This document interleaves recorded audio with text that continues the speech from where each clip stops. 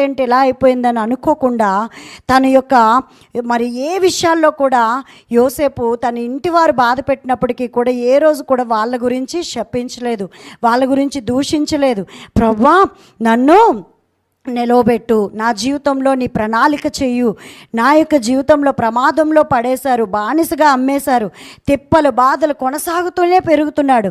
అయినప్పటికీ కూడా ఏ రోజు కూడా తను దూషించలేదు. మరి పాపం నుండి కూడా తనకు ఎదురుపడినప్పుడు, తను తప్పు చేయాల్సిన పరిస్థితి వచ్చినప్పుడు కూడా అమ్మో నా దేవుడు కన్ను నన్ను చూస్తుంది కాబట్టి దైవ భయం కలిగి అక్కడి నుంచి పారిపోవడం జరిగింది.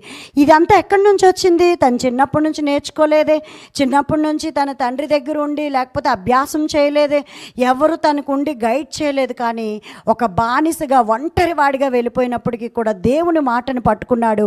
కాబట్టే ఈరోజు మనందరికి ఒక సాక్షిగా నిలబడి